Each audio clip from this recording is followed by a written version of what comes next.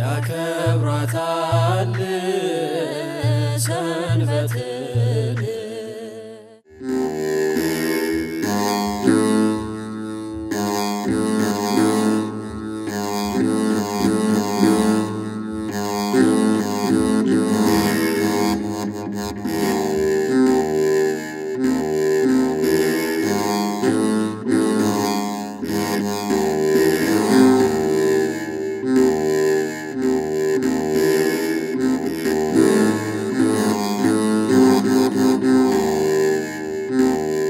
ጤና ይስጥልን ተመልካቾቻችን እንዴት ሰነበታችሁ በየሳምንቱ ወደ እናንተ የሚደርሰው የብሔረ ጥበብ መርሃ ግብራችን አሁን ይጀምራል የዛሬ እንግዳዬ መጋቢ ሚስጥር አማኑኤል መንግስታብ ናቸው ከሳቸው ጋር ስለ ጥንታውያን ስነ ጽሁፍ እያነሳን እየተጫወትን እንቆይናል ቆይታችሁን ከኛ ጋር አድርጉ ያከብራታል ሰንበትን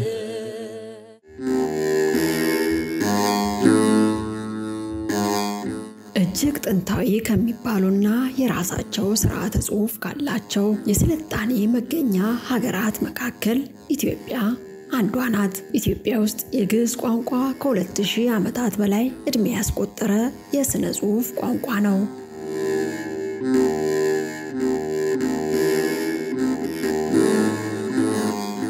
ጽሁፍ ማለት ከስርወ ቃሉ ብንጀምረው ጥሩ ነው። ጻፈ ከሚል የግዕዝ ቃል የተገኘ ሆኖ ጽህፈት ተብሎ መጻፍ ይሆናል። ጽሁፍ ደግሞ መጽሐፍም ከዛ ነው የሚወጣ እና በሌላ ደግሞ ብዙ አንቀጽ ነው ያለው ግዕዝ ባለጸጋ ነው። ሎሃ ጻፈ ብሎ ሎህ ጽህፈት ይሆናል። ከርተሰ ጻፈ ብሎ ክርታስ ጽሁፍ ይሆናል። እንደዚህ ያለ ብዙ ቃላት መጠቀም እንችላለን ማለት ነው። ስለዚህ ጽሁፍ የተጀመረ በሰማያት እንደሆነ ነው በቤተክርስቲያናችን አስተምሮ ወደ ጥልቅ ገብተን ስናየው ማለት ነው። ይሄ ደግሞ በራዕየ ዮሐንስ ምዕራፍ 11 ቁጥር 19 ላይ ስንመለከተው ዮሐንስ በደሴተ ፍጥሞ ሆኖ ራእያት ሲያይ በሰማያት ተከፍታ ይሁን የሚለው ራዕየ ዮሐንስ 11:19 ላይ ሰማያት ተከፍታ ይሁት በሰማይ ደግሞ ቤተ መቅደስ አምላክ አይሁ ይላል። በቤተ መቅደስ አምላክ ደግሞ ታቦተ ኪዳኑ ነበር ይላል። ታቦተ ኪዳኑ ምን የተጻፈበት ነው? ቃላት የተጻፈበት ነው። ስለዚህ በማቴዎስ ወንጌል 25 ላይ ስንመለከተ ዓለም ሳይፈጠር ያዘጋጃት ቤተ መቅደስ አለች። ስለዚህ ከሷ ላይ ምን አለ? ጽሁፍ አለ። ይሄ ደግሞ በኦሪት ዘጸአት ምዕራፍ 20 እናገኘዋለን። አስርቱ ዘተጽፋ በአጻብዕ ለእግዚአብሔር በእግዚአብሔር ጣቶች የተጻፉ በቤተ መቅደስ ያስቀመጣቸው ሙሴ በጽላቱ የተጻፉ ማለት ነው። አስርቱ ሕግጋት አሉ። አስርቱ ሕግጋት ከዛ ከሰማያዊት ኢየሩሳሌም እንዳለ ይነግረናል። ስለዚህ መጀመሪያ በሀገረ መላእክት ጀምሮ ጽሁፍ አለ ማለት ነው። ከዛ ይቀጥላልና እነዚህ ኤኮሳት ምንላቸው ነክስቢኤል ኤኮስ ምንላቸው መጽሐፈ ሄኖክ ምዕራፍ 10 ላይ የምናገኛቸው ማለት ነው። እነሱ ደግሞ በቅዱስ ሚካኤል ክንፍ ተጽፎ ነበር ይለናል። ስለዚህ ጽሁፍ በጽላት ተጽፎ እንደነበር ዮሐንስ ይነግረናል። እንደገና ደግሞ በክንፍ ቅዱስ ገብርኤል እንደተጻፈ ደግሞ ሄኖክ ምዕራፍ 10 ላይ ይነግረናል። ከዛ በዘለለ ደግሞ እግዚአብሔር አምላክ ለአባታችን ሄኖክ መጀመሪያ ፊደል ያሳየው ለሄኖስ ነው። ሄኖስ ከአዳም ሶስተኛ ትውልድ ነው። ለሄኖስ 22ቱ አሌፋት ከጠፈጠፈ ሰማይ ቀርጾ አሳየው። በይበልጥ ደግሞ ከአዳም ሰባተኛው ትውልድ የሆነ ሄኖክ መጽሐፈ ሄኖክ እንደጻፈልን እንረዳለን። ከዛ ሳይቋረጥ ደግሞ ከአባታችን ሙሴ በፊት ደግሞ እንደነ ኢዮብ መጽሐፈ ኢዮብ ሙሴ በፊት የነበረ ነው። መጽሐፈ ኢዮብም አለን ሄኖክም አለን። ከዛ ቀጥሎ ደግሞ እግዚአብሔር በጣቱ የጻፈው ጽሕፈት ሰጥቶታል። አስርቱ ሕግጋት ያለበት ማለት ነው። ከዛ ቀጥሎ ደግሞ ኦሪት ዘፍጥረት ዘጸአት ያለ ደግሞ እስከ ኩፋሌ ጽፏል። ነቢያትም ቀጥለዋል ማለት ነው። በዛ ክርስቶስ ላይ ስንደርስም ክርስቶስ ደግሞ ያቺ የኃጢአተኛዋ ሲከሷት እንኳን ጎንበስ ብሎ መሬት ላይ እንደጻፈ ይነግረናል መጽሐፍ። ጎንበስ ብሎ የራሳቸው ኃጢአት እንደጻፈ በመሬት ላይ። ስለዚህ ጽሁፍ እንዲህ ያለ የቀጠለ ነው። ስለዚህ ጽሁፍ ከሀገረ መላእክት ጀምሮ ከኢየሩሳሌም ሰማያዊት እንደተጻፈ ከዛ የቀጠለ በነ ሄኖክ በነ አክናፍ ቅዱስ ሚካኤል ያለ በጽላቱም እንደዚህ ያለ እስካሁን ደርሷል ማለት ነው። ከዛስ በኋላ ወደኛ ስንመጣ ጥንታውያን ጽሁፎች ምን ላይ ጻፉ ነበር? እንዴት ነበር እዚህ ወደኛ ስናመጣ የጀመረው? ከሰማያት መጣ ቀደም እንዳሉት በብሉይ ኪዳንም አለ አስርቱ ቃላትንም አምጥተዋል። ጌታም ራሱ በአዲስ ኪዳን ደግሞ ኃጢያታቸውን ይጽፍ እንደነበር አምጥተዋልና ከዛስ በኋላ በአገራችንስ እንዴት ይያለ መጣ? አዎ ጽሁፍ ቅድም እንዳልኩት በተለያየ አይነት ነገር ነው የሚጻፈው። ከእብነ በረድ ይጻፋል። ምክንያቱም የጀመረ እግዚአብሔር አምላክ በእብነ በረድ ጽፎ ነው የሰጠው 10 ትእዛዛት። በኋላ ነው ከሸምሸር ሸጤን የሚባል የማይነቅዝ እንጨት ጻፍ ያለው እንጂ በመጀመሪያ በዛ ነው የጻፈው። ያቺ የሰማያዊት ኢየሩሳሌም በእኛ አይምሮ አይደረስም። ያቺ ሰማያዊት ኢየሩሳሌም ምክንያቱም ሰማያ ተከፍታ ይሁት ከሰማይ ደግሞ ቤተ መቅደስ አምላክ ነበር። በቤተ መቅደሱ ደግሞ ታቦተ ሕጉ ነበር። ያ በምን ተጻፈ? መጻፊያው ምንድነው? በእብነ በረድ ነው? በእንጨት ነው? በምንድነው? እኛ አልደረስንበትም። ከዛ ቀጥሎ ደግሞ በኔሄኖስ ጀምሯል። ከዛ ደግሞ በሐውልት የተቀረጸ መጥቷል። ይሄ ደግሞ በሀገራችን በብዙ የቅርስ ቦታዎች እናገኘዋለን። ለምሳሌ መጠራ የሚባል ስናገኘው ዛ ሐውልት ዛ አገበረ አገዝ ለአግብርቲው የሚል ኮንቲኒ ሮሲኒ የሚባል አርኪኦሎጂስት የፈረንሳይ ነው። የፈረንሳይ አርኪኦሎጂስት እሱ በቁፋሮ ያገኘው ምንድነው የሚለው እሱ ዛ ሐውልት ዛ አገበረ አገዝ ለአግብርቲው የሚለው ከልደተ ክርስቶስ በፊት 300 ዓመት ገደማ ቀደም ብሎ እንደተጻፈ እንደገና ደግሞ ከዛ በፊት ደግሞ ከደንበዛን የሚባል በግሪከኛ የተጻፈ ፊደልም እናገኛለን በአለት ላይ ማለት ነው። ከዛ እነ ይሃ ከይሃ ብዙ ጽሁፎች አሉ። የተለያዩ አይነት ጽሁፎች በይሃ ሳቢያን የሚመስሉ ጽሁፎች እናገኛለን። በአክሱም ጽዮን በእያንዳንዱ ድንጋይ እንኳን ራሱ እናገኛቸዋለን ማለት ነው።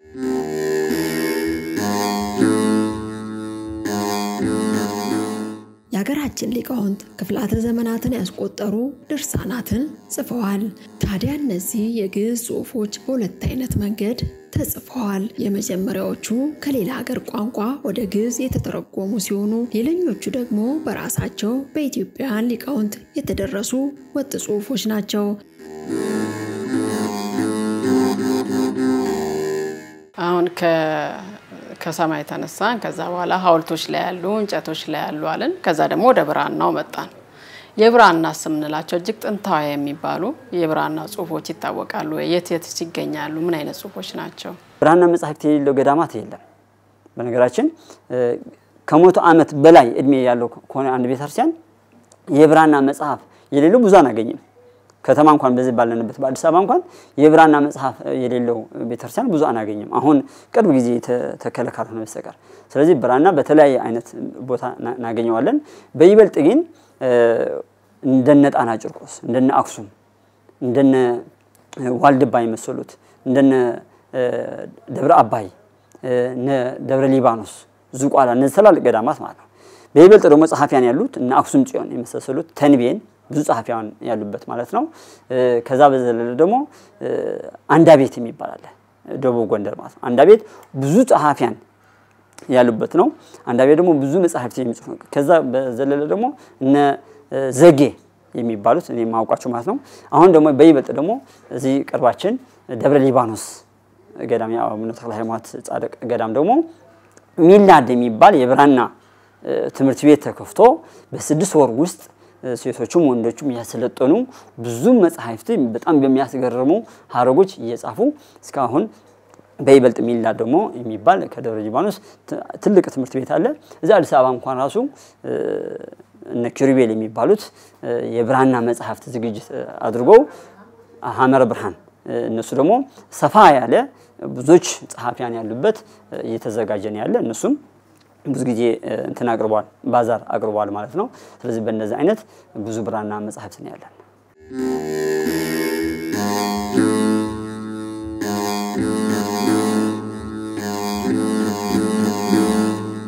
እድገቱ እንደውም እየጨመረ መምጣት ላይ ይታያል። አሁን እውነት ነው እና ሐመረ ብርሃን አሉ ቅድም ያነሷቸው እነ ሚላድም አሉ።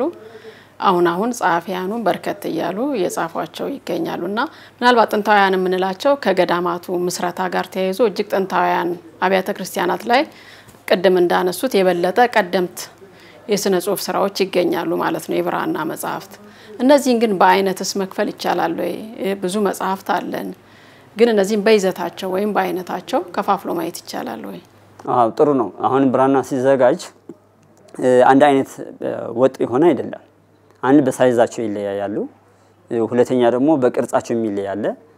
አሁን ለምሳሌ እንዲህ ብሎ የተጠቃለለ የሚዘረጋ ብራና አለ እንደዚህ ልክ እንደ ጥላ ይዘረጋል ነገና ደግሞ እንደ ጥላ ደግሞ የሚሸበሸብ ደግሞ አለ ያ ልክ ቅርጽ አዘጋጅቶ ማለት ነው በስዕሉ ማየት እንችላለን ያን እንደዚህ ይዘረጋል ነገና ደግሞ እንደዚህ ደግሞ ታጥፎ ደግሞ እንትን ይላል ነገና ደግሞ እንደነ ልፋፈ ጽድቅ የሚጠቀለል ደግሞ አለ እንደዚህ ይጠቀለላል ከዛ በኋላ ይወርዳል ማለት ነው በቁመት ልክ የሚባል ማለት ስለዚህ በተለይ አይነት ነው አባቶቻችን የሚጽፉት ነገና ደግሞ አምዱ በ3 አምድ የሚጽፉት አለ በ2 አምድ የሚጽፉት አለ ነገና ደግሞ በዛ አንድ ገጽ ደግሞ የሚጻፍ አለ ስለዚህ በተለይ አይነት ነው የሚጽፉት ሲጻፍ ደግሞ አብዛኞች ብራና መጻሕፍቶቻችን በጥቁር ብቻ ይጻፉ ብዙም መጻሕፍቶቻችን ስናያቸው በተለይ የእግዚአብሔር የጌታ የሚቤታችን ስም ሲሆን በቀይ ቀለም ነው ከዛ አልፎ ደግሞ በእነ ደብረ ቢዘን ደግሞ በወርቅ ቀለም የተጻፈ መጽሐፍ አለን ወንጌል የወርቅ ወንጌል የሚባል አለ አሁንኛ ምናውቀው ብዙ ጊዜ የወርቅ ወንጌል ጥራዙ በወርቅ የተለበጠ ነው ግን የወርቅ ወንጌል ደግሞ በወርቅ ቀለም ወርቅ ተበጥብጦ በምን አይነት ጥበብ እንዳደረጉት እኔ ያላቀው ግን በወርቅ ቀለም በጥብጦ ወንጌልን በወርቅ ቀለም የጻፉ ደግሞ አሉ ስለዚህ በእንደዚህ አይነት እና አሁን ክብራን ገብረ ስንመለከት መጽሐፈ ሐዊ የሚባል መጽሐፍ እስከ 16 ኪሎ የሚመዘን ነው መጽሐፈ ሐዊ ብቻ እንደገና 6 ኪሎ ዩኒቨርሲቲ አፄ ኃይለ ሥላሴ 292 ቆዳ የፍየል ቆዳ ማለት ነው 292 የፍየል ቆዳ ተደርጎ 5 ጸሐፊያን ተዘጋጅተው ለ4 አመት የፈጀ ብሉይ ኪዳን አለ ከ35 እስከ 40 ኪሎ የሚመዘን ከግዕዝ ጥናት የሚል መጽሐፍ ማስቀምጫዋለሁ ማለት ነው ስለዚህ እስከ 35 ከ35 እስከ 40 ኪሎ የሚመዘን ብራና መጽሐፍቶቻችን አሉ የደብረ ቢዘን ደግሞ ለየት ያደርጋል ከነዚህ ሁሉ ደግሞ የገዳም ደብረ ቢዘን ደግሞ ለየት ይላል የገዳም ደብረ ቢዘን ደግሞ 50 ኪሎ የሚመዘን መጽሐፍ ቅዱስ ከመጽሐፍ ሄኖክ ጀምሮ እስከ አብጢሊስ 80 ዋሃዱ መጽሐፍ ምንለው ማለት ነው በአንድ ጥራዝ የተጻፈ አንድ ትልቅ ጠረጴዛ ነው የሚሆነው ወደ አትሮን ስንሰቅለው 4 ሰዎች ነው በአራት ማዕዘን ምን ሰቅለው ማለት ነው 50 ኪሎ ማለት ግማሽ ኩንታል ማለት ነው ስለዚህ ይሄንን ሐውም አላቸው እዛ መጽሐፍ ሐውም 50 ኪሎ ነው የሚመዘን ስለዚህ እንደነዚህ አይነት በጣም ያስገራርሙ መጽሐፍታል በደቃቅ አርጎ ደግሞ የሚጽፉት አለ ድጓው አሁን ስንመለከተው በጣም ደቃቅ ነው ነገና የድጓ ምልክት ደግሞ አለ የድጓ ምልክቱ ደግሞ ረቂቅ የሆነ በቃ በጣም የሚያስገርም እንዴት ነው ነጥቧን ያነጥቧት እንዴት ጻፏት ድረስ ጻፉት የሚል እስከምንገረም ድረስ ማለት ነው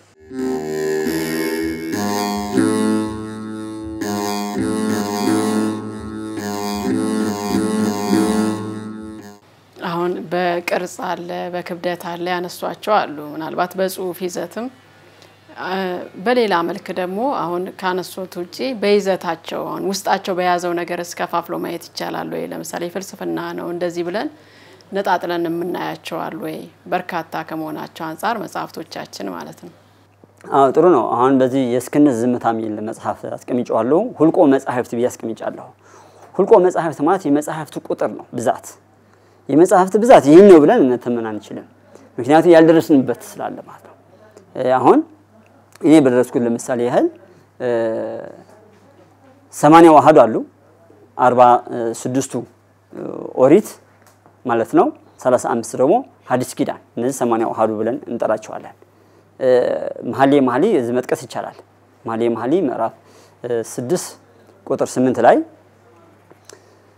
ስሳ እማንቱ ንግስታት ወ80 ዕቁባት አዋልድ ለአልቦን ሁልቅ ይለናል መሐሌ ይሄ መተርጉም ሲተረጉመው ምን ብሎ ነው የተረጉመው ስሳ እማንቱ ንግስታት ስሳ ነገስታት አሉ አለ መጽሐፍቶችን ነው ስሳ ነገስታት አሉ ስሳ ነገስታት ንግስት ከሁሉ በላይ ነው አይደለም ከሁሉ በላይ ምንድነው ወንጌል ነው ስለዚህ ስድስቱ ህጋጋት ወንጌል ብለን እንጠራቸው ማለት ነው ስድስቱ በስሳ ለ10 ስናካፍለው ስንት ይሆናል 6 ይሆናል ስድስቱ ቃላት ወንጌል ማለት ነው ስሳ እማንቱ ንግስታት ያላቸው ስሳ ለ10 አካፈለውና 6 ይሆናል 6 ህጋጋት ወንጌል ናቸው ስለዚህ ሐዲስ ኪዳን በምንድን ነው የሚጠቃለል በወንጌል ነው የሚጠቃለል ስለዚህ በሐዲስ ኪዳን ስሳ ብሎ ወ80 ዕቁባት ደግሞ አላቸው 80 ዕቁባት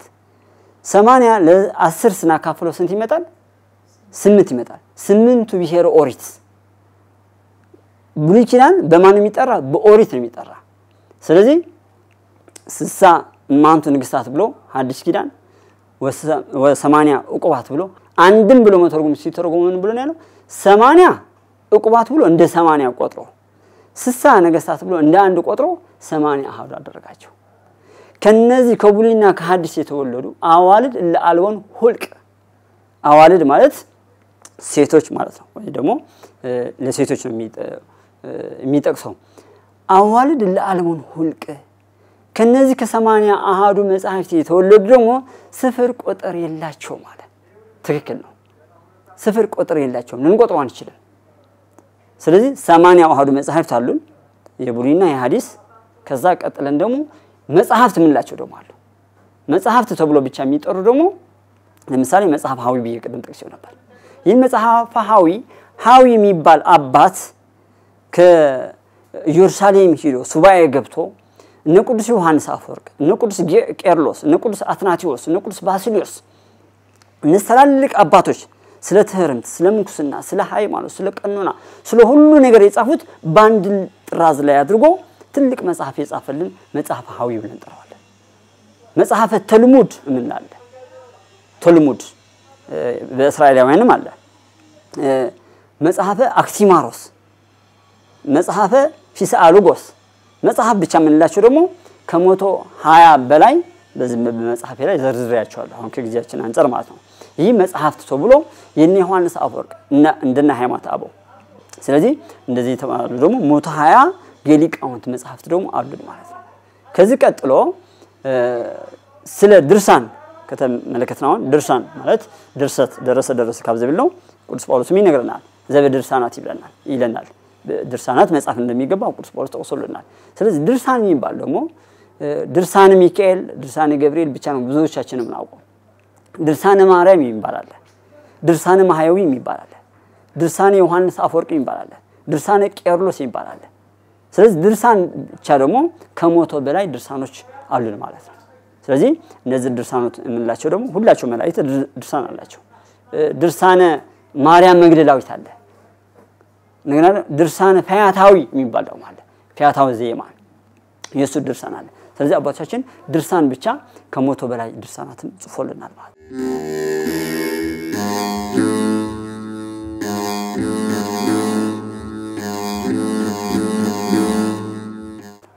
ሌላ ገላት ብንመለከት የሀገራችን ቅዱሳን ብቻ ብዙ ናቸው።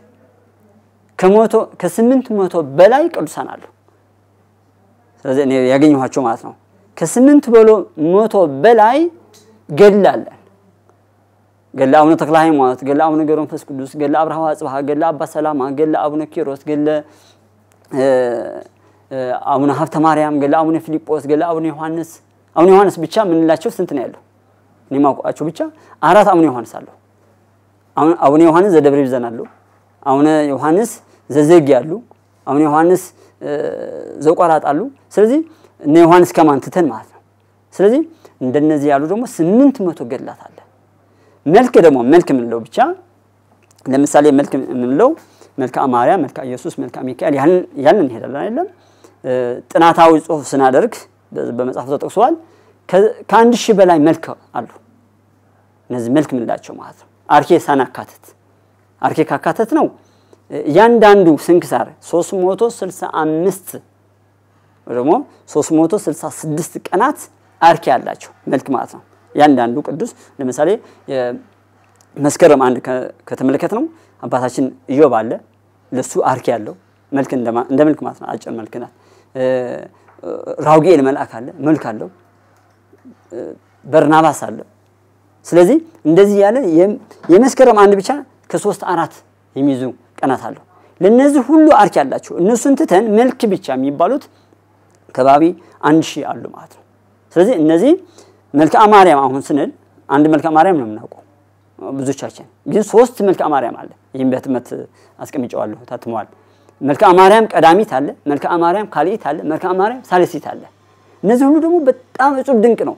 መልክዓ ማርያም አንድ መልክ 3 ስንኝ ያላት ሰላም ሰላም ለገጽክ ሲል አሁን 3 መልክ 5 መልክ ስንኝ ነው ያለው የቅድስት ድንግል ማርያም በእድሜዋ ልክ 64 ነው 64 መልክ ነው ያላት አንዱ መልክ ደግሞ 5 ስንኝ ያለው 5 ስንኝ በ64 ናባዛው ስንት ይሆናል በጣም ብዙ ነው እንዲህ ያለ 3 መልካ ማርያም አለ እንደዚህ ያለ ደግሞ ከ1000 በላይ መልኮች አሉ መልካ ራጉኤል መልካ ፋኑኤል ያለ ብዙ ማለት ነው መልካ መድኃኔዓለም መልካ ኢየሱስ መልካ ስላሴ ህብረ ስላሴ ያለ ማአት መልክ ማለት ነው መልካ ነፍስ ሳይቀራለ ነፍስ መልክ አላት እንኳን ፍታ ሲደረግ የድሮ አባቶቻችን መልካ ነፍስ ያነበቡት ነው እንትን የሚያደርጉት ስለዚህ እንደነዚህ አይነት መልክ ደግሞ ከ1000 በላይ መልክ አለ ወደ እንትን ስንመለስ ደግሞ ስለ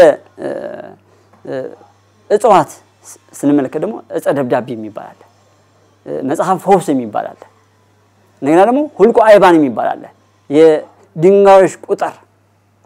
የድንጋዮች ቁጥር ስንት አይነት ድንጋዮች አሉ 120 ድንጋዮች አሉ የት ይገኛሉ ከዛ በዘለለ ደግሞ ስለ እንቆች የሚናገሩ አሉ ለምሳሌ ራዕየ ዮሐንስ 21 ቁጥር 19 ላይ ስንመለከት ያቺ ሰማያዊት ኢየሩሳሌም ራዕየ ዮሐንስ 21 19 ላይ ማንበብ ስለምንችል ማለት ያቺ ሰማያዊት ኢየሩሳሌም 12 በር አላት ቅዱስ ያሬድም ታላቁ ሊቅ የአክሱም ጽዮን አብርሃ ወአጽብሃ ሲሰሩት 12 በር አድርጎ ነው የሰሩት አክሱም ጽዮን መጀመሪያ አብርሃ ወአጽብሃ ሲሰሩት ያ ደግሞ በወርቅና በእንቁ ነው የሰሩት ስለዚህ ቅዱስ ያሬድ አንቀጸ ብርሃን ሲደርስ 12 ነው አንቀጸ ብርሃን አሁን ይሄ ከውዳሴ ማርያም ቀጥለን የምናገኘው አንቀጸ ብርሃን 12 ነው ያለው ስለዚህ ያቺ ሰማያዊት ኢየሩሳሌም 12 በር አላት 12ቱ በሮች ደግሞ በ12 እንቆች ነው የተሰሩት ያንዳንዱ በር ያንዳንዱ እንቅ አለው እንደገና ደግሞ መልኩም ይነግራናል መልኩ ይሄን ይመስላል ያለ የዚ 12 እንቆች ማለት ነው ስለዚህ ስለ እንቆች የሚያወሩ መጽሐፍቶችም አሉ እንደገና ስለ ከዚህ ሳንወጣ ማለት ነው ስለ ራእያት አለ ራእይ ሄኖክ አለ ራእይ ባሮክ አለ ራእይ ምን ነው ብቻ ማለት ነው ራእይ ዮሐንስ እንደምንለው ማለት ነው ራእይ ቶማስ የሚባል አለ ራእይ ሳቤላ ምን ነው አለ የራእይ ብቻ ብዙ መጽሐፍቶች አሉ እንደገና ወደ ምን ሄድ ወደ ፍልስፍና ብንሄድ ስለ ፍልስፍና ብዙ መጽሐፍ ተጽፏል ፈላስፋታት ግን እነዚህ ፈላስፎች ብሎ አባቶቻችን የጻፏቸው ዓለም በልምድ ነው የተፈጠረች መሬት ትዞራለች ትንከራተታለች በሚሉ የተዛባ እምነት ያላቸው ፈላስፎች አልጻፉም እምነት ያላቸው ፈላስፎች ከህልውና እግዚአብሔር ጋር የሚያምኑ ፈላስፎች ስለነሱ ጽፈዋል ለምሳሌ ያህል መጽሐፈ ፈላስፋ የሚባል ያንደ ፈላስፋ መጽሐፈ ፍልስፍ የሚባል አለ እነዛ ብዙዎቻቸው ያገኘኋቸው ደብረ ቢዘን ናቸው እንደገና ደግሞ መጽሐፈ ፈላስፋ ዘአፍሪንጊ ማለት ፍሬንጅ ማለት ነው የፍሬንጆች ፍልስፍና ምን ይመስላል በብራና ጽፎ አስቀምጦልናል መጽሐፈ ፈላስፋ ዘጽርአውያን ማለት ግሪክ ነው የግሪካውያን ፍልስፍና ምን ይመስላል ብሎ ጽፎልናል መጽሐፈ ፈላስፋ ዘዕብራውያን የዕብራውያን ፍልስፍና ምን ይመስላል መጽሐፈ ፈላስፋ ዘግብጻውያን ያሉ መጽሐፈ ፍልስፋን እንደገና ደግሞ የፈላስፋታት እንደገና ደግሞ ከዛ በዘለለ ደግሞ አንጋራ ፈላስፋ የሚለው መጽሐፍ አንጋራ ፈላስፋ ሊቀ መዘምራን ሞጎስ ዕቁባ ጊዮርጊስ በቤተ ክህነትም ታትሟል መጽሐፉ አንጋራ ፈላስፋ እናገኘዋለን እሳቸው ከገዳመ ደብረ ቢዘንና ከደብረ መርቆሪዮስ የሚባል ገዳም ሄደው ይህን መጽሐፍን አግኝተው ማለት ነው ከግዕዝ የነበረ ወደ አማርኛ ተርጉሞታል እኔ ከግዕዝ የእስክንድር ዝምታው ላይ አካትቸዋለሁ ስለዚህ የፈላስፎች አነጋገር ምን ይመስላል የሚል ደግሞ አንጋራ ፈላስፋ ብሎ ደግሞ ጽፏል ስለዚህ እንደነዚህ አይነት የፍልስፍና ደግሞ አሉ ስለ ሂሳብ መጽሐፍት ብዙ መጽሐፍት ነው ያሉት ስለ ሂሳብ እንኳን መተርጉማን ላይ ስንመለከተው መጽሐፈ ቁጥር እንደሚለው ይላል መጽሐፈ ቁጥር ግን እንዲህ ይላል መጽሐፈ ቁጥር የሚላቸው የቁጥር መጽሐፍቶች አሉ ለምሳሌ ባህር ሐሳብ ብዙዎቻችን የምናውቀው ባህር ሐሳብ ነው ባህር ሐሳብ ብቻ ግን አይደለም ባህር ሐሳብ አለን ሐሳበ ቢዘን አለን ሐሳበ ጉንዳ አለን ሐሳበ ዳዊት አለን ሐሳበ ሄኖክ አለ ሐሳበ ዳንኤል አለ ከዛ አልፎ ደግሞ ከነዚህ አልፎ ደግሞ መርሃ ዕውር የሚባል ደግሞ አለ መርሃ ዕውር ይባላል ከዛ በጣም የረቀቀ ደግሞ መጽሐፈ ህርግራክ የሚባል ደብረ ቢዘን የነበረ ከዛ አፄ ኃይለ ሥላሴ ከቤተ መንግስት መድኃኔ ዓለም ጎንደር ላይ አለ እዛም ሊቀሊቃውንትን ስናወራ እዛ እንዳለ ደርሼበታለሁ እና መጽሐፈ ሕርግራግ ስለ ቁጥር ብቻ ነው የሚዘረዝረው ቁጥር ብቻ ነው የሚያስቀምጠው ቁጥር ፊደል ይሆናል ፊደል ቁጥር ይሆናል ስለዚህ ቁጥር ብቻ ነው እነዛ ግን የሚያነቡ ሰዎች ደግሞ አሉት ስለዚህ ስለ ቁጥር ደግሞ እንደዛ አይነት አሉ ማለት ነው ስለዚህ መጽሐፍቶቻችን በጣም በብዙ አይነት ስለ ግጥም ቁጥር ስፍር የለውም ስለ ቅኔ አሁን ለምሳሌ ከቅዱስ ያሬድ ጀምረን ቅኔ ተጀመረ በቅዱስ ያሬድም አይደለም በእነ ሶሎሞን ጀምሮ መኃልየ ስንመለከተው መዝሙር ቅኔ ነው ስለዚህ ከቅዱስ ያሬድ ጀምረን እንኳን ቅኔ ጀምሮ ቅዱስ ያሬድ ነው ከቅዱስ ያሬድ ጀምሮ የተቀኙት ቅኔ አባቶቻችን ቢጻፍ ስለዚህ ቤተክርስቲያናችን ዕውቀት ተዘርዝሮ ተገልጾ በዝበኔ በኮልታፍ አንደበት ሊነገር አይቻልም ማለት ነው በጣም ጥልቅ የሆነ ሚስጥር ነው ያለው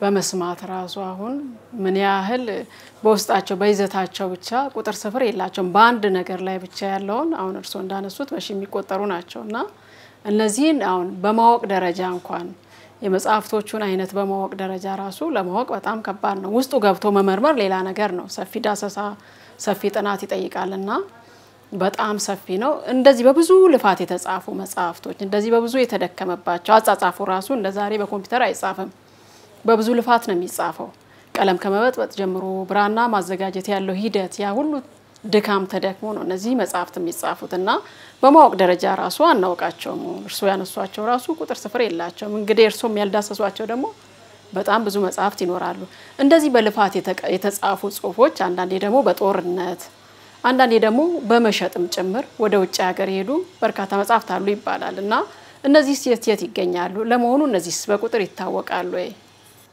አሁን ጥሩ ጥያቄ ነው እዚህ መጽሐፌ ላይ ስለ መጽሐፍት ቁጥር በሚለው አምርሬን የጻፍኩት ምክንያቱም ኮብሮ ሰው ሲመታት ስታያት ቀላል ትመስላለች ስትሸከማት ነው ብራና ደግሞ ጸሐፊዎች የጸሐፊዎች ድካም የሚያውቁ ነው ድካማቸው የሚያውቁ ምክንያቱም ከመፋቅ ጀምሮ ቀለም ለመበጥበጥ ብቻ ወደ 6 ወር የሚፈጀው ቀለሙን ለማዘጋጀት አንድ መጽሐፍ ስንክሳር ያመ ስንክሳር ለመጻፍ ቢያንስ 2 ዓመት ይፈጅባቸዋል ምክንያቱም ፊደል በጣም ይጠነቀቃሉ ቀለም እንዳይባላሽ ምክንያቱም ቀለም ደግሞ አንዳንዱ ቀለም አሁን ኮፒ ያደረግነው እንኳን ከ10 ዓመት በኋላ ስናየው ፊደሉ ደብዝዞ ነው የምናገኘው ስለዚህ ብዙ መጽሐፍቶቻችን አሉ ያው ነገሪማ ለምሳሌ ለመጥቀስ ያህላል አው ነገሪማ ከ1600 ዓመት እድሜ ገደማ ያለው ነው ገድለ አቡነ ማት ወንጌል አው ነገሪማ እሳቸው አሁን በምንድን ነው የጻፉት እስካሁን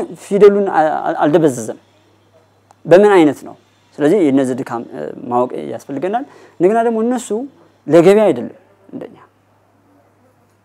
ምንድነው ለዚህ ጸሐፈው ወለዛ አጸሐፈው ለዛ አንቦ ወለዛ ተርጎሞ ወለዛ ሰምዓ ቃሎ በእዝነ መንፈስ መጨረሻ ላይ ስንመለከተው ድርሳነ ሚካኤልን እናገኘዋለን ስንክሳር መጨረሻ ምትጻፈች ናት ዛቅሮኩ ማህሌት አዘክሪያ አይላፍ የሚለው ለዛ ጸሐፈው ለጻፈው ወለዛ አጸሐፈው በብርዶሙ ያስጻፈው ለዛ አንበቦ ያነበበው ዋጋ አለው ሁሉ ለዛ አንበቦ ወለዛ ሰምዓ ለዛ አንበቦ ወለዛ ተርጎሞ ያነበበው ለተረጎመው ደግሞ ወለዛ ሰምዓ ቃሎ በእዝነ መንፈስ በጽሞና ደግሞ ተረጋግቶ የሰማው ነዚህ ዋጋ አለው ነው የሚለው ስለዚህ አባቶቻችን ለዚህ መጽሐፍ የጻፈው ዋጋ አለው የሚለውን ሂሳቢ ይዘው ነው የጻፉት እንጂ ቢዝነስ ፈልጎ አይደለም ስለዚህ ብዙዎች መጽሐፍት ደግሞ ስንመለከተው በጣም በተለይ ትላልቅ መጽሐፍት ከ10 ኪሎ በላይ መጽሐፍቶች ወይ ደግሞ 20 ኪሎ ያየኋቸው መጽሐፍቶች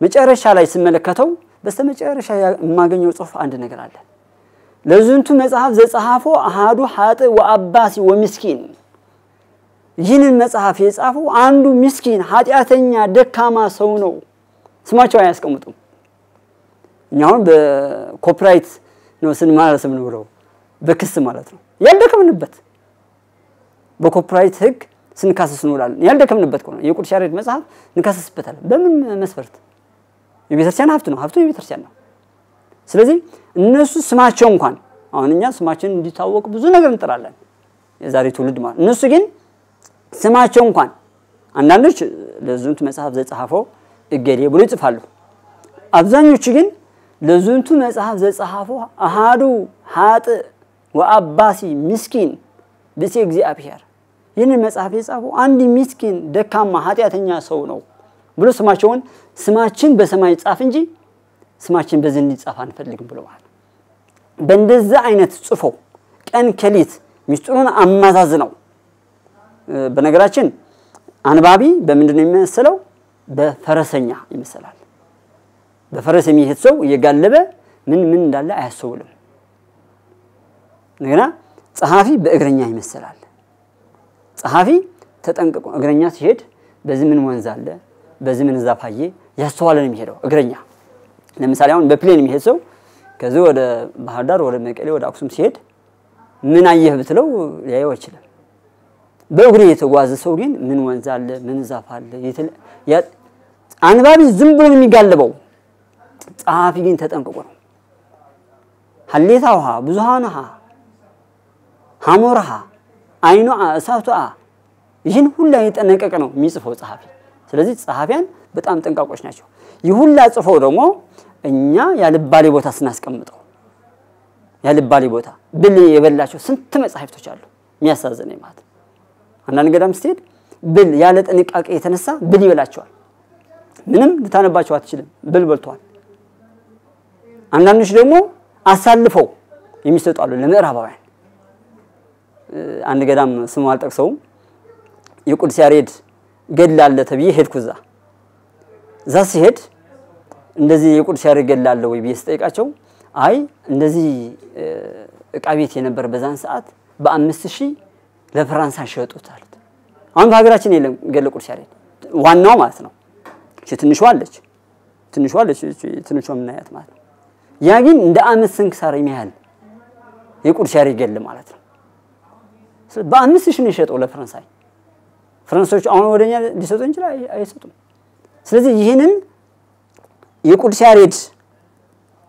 ብቻ ይቀርና የጸሐፊው እንባ እንኳን ይህን ሰው ይቀስፈዋል ስንቶችንን አሳልፈን ለምዕራባውያን ይሸጥ ነው የምዕራባውያን ሚዚየም የምዕራባውያን ላይብረሪ ቤተ መጻሕፍት በማን ነው የሚያጌጡ ያለው በእኛ መጻሕፍት ሆናቸው ስለዚህ በጣም ጥንቃቄ ያስፈልገዋል ጎርፍ ዝናም እንዳይዘንም ቤተክርስቲያንም ይሁን ሚዚየምም ብሔራዊ ሚዚየም ማለት ባህልና ቱሪዝም ማለት ነው ለዚህ በጀት መበጀት ይገባል ስለዚህ መጻሕፍቶቻችን በጣም ብዙ ናቸው እዚህ መንበር ፓትርያርክ ቅድስተ ማርያምን እዚህ መንበር ፓትርያርክ ሚዚየም አለን እዚህ ሚዚየም ላይ አሁን ብዙ ብራና መጻሕፍት አሉ መተን መጠቀም እንችላለን ክፍት ነው ከጧት እስከ ማታ ማለት ነው ስለዚህ ብዙ መጻሕፍት ተጽፎልናል ብፁዕ ቅዱስ አቡነ ጳውሎስ ፓትርያርክ ሊቃነ ጳጳሳት ዘኢትዮጵያ ሊቀ ጳጳስ ዘአክሱም ወዕጨጌ ዘመንበረ ተክለ ሃይማኖት የዓለም የሰላም ፕሬዝዳንት የነበሩት ያቋቋሙት ነው ግን ከብዙ አመት ተሰብስበው የብዙዎች አባቶቻችን ጳጳሳት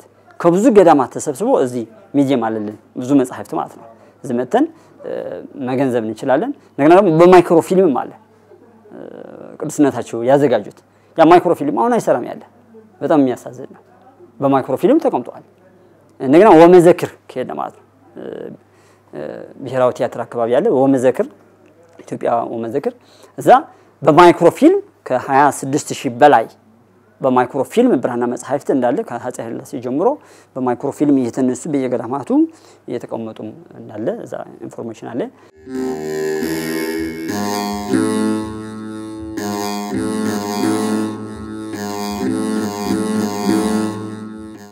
ግን ምንናት መጻሕፍት ደግሞ አሉ ምንናት የተናቁም እንላቸው አሉ እነሱ ምንድናቸው የጥንቆላ መጻሕፍት እንደና አውደ ነገሥት የማይረቡ መጻሕፍት ደግሞ አሉ ምንናት መጻሕፍት ብለን ነው እንጠራቸው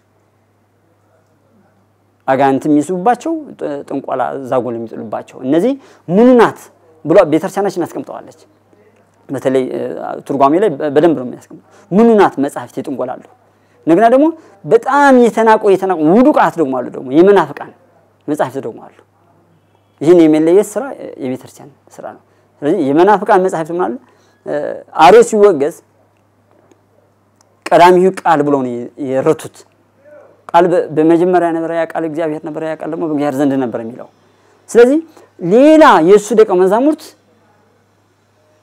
ወንጌል በርናባስ ብሎ ጽፈዋል ሰው ለማዋዛግብ ማለት ነው ወንጌል አራት ናቸው ማቴዎስ ማርቆስ ሉቃስ ዮሐንስ ሰው ግራ ለማጋባት ብሎ ወንጌል በርናባስ ብሎ ጽፏል መናፍቃን እነሱ ናቸው አሁን ወድቅ ያሏቸው ስለዚህ እንደነዚህ አይነት አሉ ሌሎች መጽሐፍት አሉ ብዙዎች የምንፍቅና መንፈስ ያላቸው በብራናም የተጻፉ አሉ አውቆ አሸልኮ እንትን ቤተክርስቲያን ግን ለይታቸዋለች እንደገና ደግሞ አሁን ደግሞ ተራቆ መናፍቃን ግዕዝ የሚያውቁ ሊቃውንት በብር ገዝተው ወይ ደግሞ ከነሱ ሃይማኖት ገብተው በግዕዝ አሁን ደግሞ መጽሐፍ ጀምሯል አውቆ ይሄ ግዕዝ ነው የቤተክርስቲያን ብሎ ሰው እንዲቀበለው ማለት ነው ስለዚህ ከነዚህ ደግሞ መጠንቀቅ ያስፈልገናል ጥሩ ያው መናፍቃን ትላንትም ነበሩ ያው ዛሬም አሉና ትላንት የነበሩትን እንደዚህ አባቶቻችን ለይተው አስቀምጠዋቸዋል ነውና ብዙ ቢያነሱ ብዙ ሰፊ ሐሳብ እንዳሉት ይሰማኛል ግን እንደው ከሰዓት አንፃር ለመጠቅለልም ቅድም ያነሷቸው እንደዚህ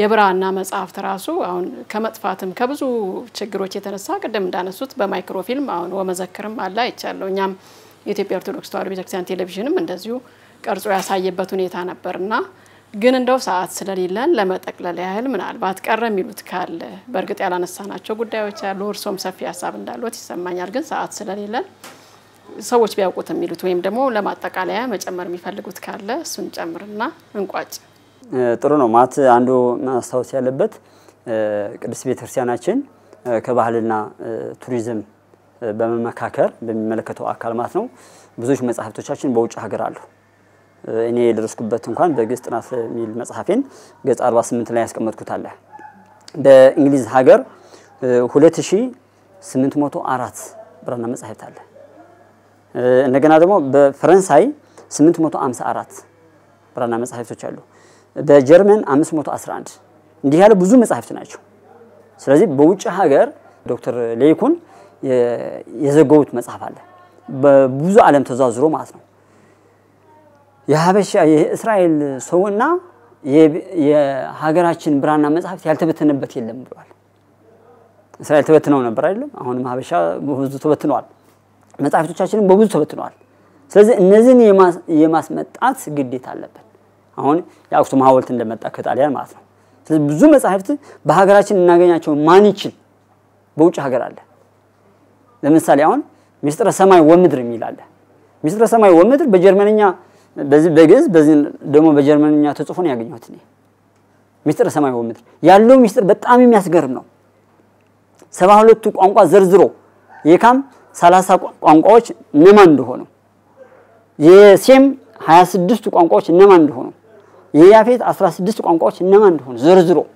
የሚናገሩ እንደነ ሚስጥረ ሰማይ ወምድር እነ መጽሐፈ ተልሙድ እነ መጽሐፈ ሚላድ እነ ሐሳበ አዳም የመሳሰሉት ብዙ መጽሐፍት በብሪቲሽ ላይብረሪ ዘርዝሪያቸው አሉ ከብሪቲሽ ላይብረሪ ያሉ መጽሐፍቶችም ስለዚህ እነዚህ ቤተክርስቲያናችን የራሷ የሆኑ መጽሐፍቶች ተከራከራ ማስመጣት ያስፈልጋል ለምሳሌ ያህል ቀደም እንደተጠቀስኩት የቅዱስ ያሬድ ግልድ ትልቁ እንኳን የለም ስለዚህ ባህልና ቱሪዝም በመዋሃድ ማለት በዩኔስኮ ብዙ አሁን የሀገራችን በዩኔስኮ የተመዘገቡ መጽሐፍት የት ነው ያሉ ካልነው የቤተክርስቲያናችን መጽሐፍት ናቸው ከነሱ ለመጥቀስ ያህል ከነሱ ትንሽ ልጥቀስ በዩኔስኮ የተመዘገቡ ማለት ነው በዩኔስኮ የተመዘገቡ የኢትዮጵያ ብሔራዊ ቤተ መዛግብትና ቤተ መጻሕፍት ኤጀንሲ በዓለም የጽሑፍ ቅርስ ዩኔስኮ ያስመዘገባቸው በርከት ያልናቸው ጥቂት ልጥቀስ አንዱ መጽሐፍ ሄኖክ ነው መጽሐፍ ሄኖክ በ15ኛ ክፍለ ዘመን የተጻፈ ቡክ ኦፍ ኤኖህ በሚል 15 ክፍለ ዘመን የተበለ ነው እንትን የታተመ ማለት ነው የተጻፈ ማለት ነው የብራና ነው እንደገና መጽሐፈ ቅዳሴ አለ የአፄ ቴዎድሮስ የእንግሊዝ ንግስት ቪክቶሪያ የጻፉት ደብዳቤም በዩኔስኮ ተመዝግቧል እንደገና ደግሞ የሸዋው ንጉስ ኃይለ ሥላሴ ይህም ደብዳቤ በብራና የተጻፉ ናቸው እነዚህ በዩኔስኮ ተጽፏል ባህር ሐሳብም ተጽፏል መጽሐፈ ድጓም ተጽፏል የቅዱስ ጳውሎስም መጽሐፍ ተጽፏል መጽሐፈ ነገሥትም በዩኔስኮ ተመዝግቧል ስለዚህ በርካታ መጽሐፍቶች በዩኔስኮ ተመዝግቧል እነዚህ አሁን ከሚገርም የአቡነ ገሪማ የጻፉት መጽሐፈ ወንጌል አልተመዘገበም ያለ ስለዚህ ብዙ መጽሐፍት ሊጻፉ የሚገባቸው በዩኔስኮ አሉ ማለት ነው ስለዚህ ሁላችን ተባብረን አንድ ቅርሳችን የጥንታውያን መጽሐፍቶቻችን መጠበቅ የሁሉ ክርስቲያን ኃላፊነት አለው ሁላችን ከኔ ጀምሮ ሁሉ ያንላንዱ ይመለከተዋል የቤተክርስቲያን ሀብት ስለሆነ ማለት ነው ከቤተክርስቲያን ሀብት አልፎ ደግሞ የሀገር ሀብት ነው ከሀገር ሀብት አልፎ ደግሞ ለዓለም መድኃኒት የሚሆን ናቸው ስለዚህ እነዚህ መጻሕፍቶቻችን ሁላችን መጠበቅ ይገባናል ለማለት ነው የምፈልገው መጋቢ ሚስጥር አማኑኤል መንግስታብ እንደው በጽሁፍም ደረጃ የሚያውቁትን በመጽሐፍ ደረጃ በቅርብም 12ኛ መጽሐፉን እንዳሳተመው አውቃለሁና በርካቶችን በሚችሉት አቅም በመጽሐፍ ደረጃም ያስቀመጡ ለትውልድ ለማትረፍ እየጣሩ እንዳሉ አውቃለሁ እንደው እዚህ መጣው ግን የተወሰነ ነገር እንድንጨበጥ የተወሰነ ከሚያውቁት ብዙ ነገር ጥቂት ነገር አካፍለውናልና በአድማጭ ተመልካቾች ስም እጅግ አድርጌ ማመስገን እፈልጋለሁ እግዚአብሔር ይስጥልን እኔም በጣም አመሰግናለሁ እግዚአብሔር ይስጥልኝ ክቡራን ተመልካቾቻችን እንግዲህ ቀደም ብላችሁ እንዳያችሁት ከመጋቢ ሚስጥር አማኑኤል መንግስታብ ጋር በጥንታዊ ስነ ጽሁፎቻችንና ዛሬም ያሉበትን ደረጃ አንስተን ይዘታቸውንም አንስተው ሰፊ ዳሰሳ አድርገው ነበር በሌላ ጊዜ ደግሞ በሌላ መርሃ ግብር ተጠብቃችኋለሁ የዛሬን በዚሁ ቋጨው ሰናይ ጊዜ ያከብራታል ሰንበትን